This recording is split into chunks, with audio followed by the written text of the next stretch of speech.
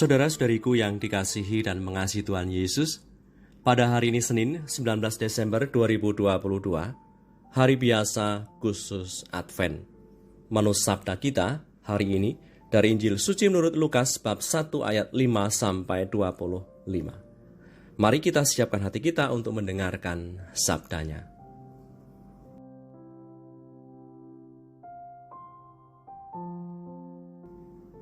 Pada zaman Herodes Raja Yudea, adalah seorang imam yang bernama Zakaria dari rombongan Abia.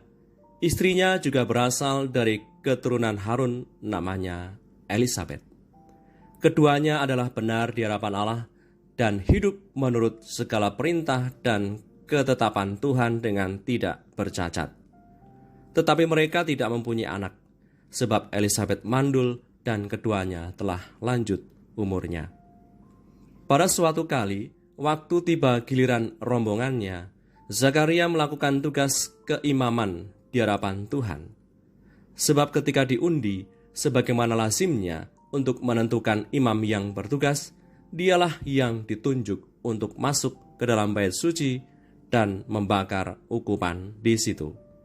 Sementara itu, seluruh umat berkumpul di luar dan sembahyang. Waktu itu adalah waktu pembakaran ukupan.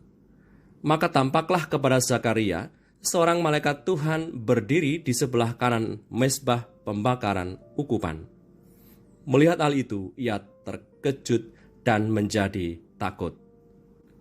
Tetapi malaikat itu berkata kepadanya, "Jangan takut, hai Zakaria, sebab doamu telah dikabulkan dan Elisabet istrimu akan melahirkan seorang anak laki-laki bagimu, dan haruslah engkau menamai dia Yohanes. Engkau akan bersuka cita dan bergembira, bahkan banyak orang akan bersuka cita atas kelahirannya itu, sebab ia akan besar di hadapan Tuhan dan ia tidak akan minum anggur atau minuman keras, dan ia akan penuh dengan Roh Kudus mulai dari rahim ibunya. Ia akan membuat banyak orang Israel berbalik kepada Tuhan Allah mereka, dan ia akan berjalan mendahului Tuhan dalam roh dan kuasa Elia untuk membuat hati bapa-bapa berbalik kepada anak-anaknya dan hati orang-orang durhaka kepada pikiran orang-orang benar, dan dengan demikian menyiapkan bagi Tuhan suatu umat yang layak baginya." Lalu kata Zakaria kepada malaikat itu, "Bagaimanakah aku tahu bahwa hal ini akan terjadi, sebab aku sudah tua dan istriku sudah lanjut umurnya?"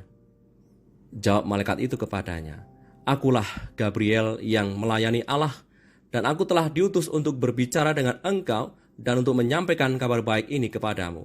Sesungguhnya engkau akan menjadi bisu dan tidak dapat berkata-kata sampai kepada hari di mana semuanya ini terjadi, karena engkau tidak percaya akan perkataanku yang akan nyata kebenarannya pada waktunya." Sementara itu, orang banyak menanti-nantikan Zakaria. Mereka menjadi heran bahwa ia begitu lama berada dalam bait suci. Ketika ia keluar, ia tidak dapat berkata-kata kepada mereka, dan mengertilah mereka bahwa ia telah melihat suatu penglihatan di dalam bait suci. Lalu ia memberi isyarat kepada mereka, sebab ia tetap bisu. Ketika selesai jangka waktu tugas jabatannya, ia pulang ke rumah. Beberapa lama kemudian Elisabet istrinya mengandung, dan selama 5 bulan ia tidak menampakkan diri, katanya, "Inilah suatu perbuatan Tuhan bagiku, dan sekarang ia berkenan menghapuskan aibku di depan orang." Demikianlah sabda Tuhan, terpujilah Kristus.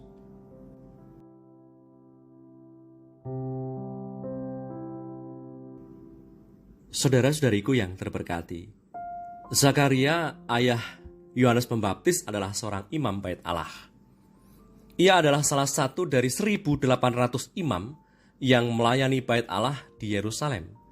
Mereka dibagi menjadi 24 kelompok yang masing-masing terdiri dari 75 orang. 30 imam dari setiap kelompok harus melayani bait suci untuk mempersembahkan setiap hari, dan hanya satu dari mereka yang mendapat kesempatan istimewa untuk mempersembahkan dupa di dalam ruang Maha Kudus. Nah, Saat menjalankan tugas imamatnya di bait suci inilah, Zakaria mendapat pesan dari malaikat Gabriel. Tadi dikatakan, "Jangan takut hai Zakaria, sebab doamu telah dikabulkan, dan Elisabet istrimu akan melahirkan seorang anak laki-laki bagimu, dan haruslah engkau menamai dia Yohanes."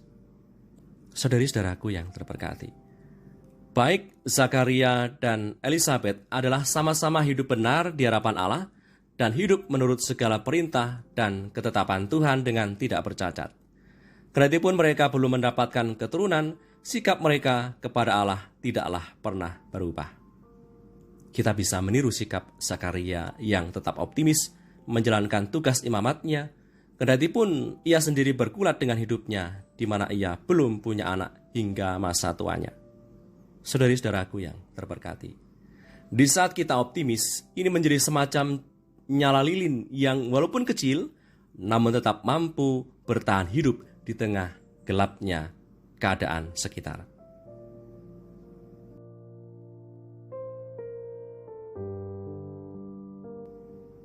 Marilah berdoa dalam nama Bapa dan Putra dan Roh Kudus. Amin.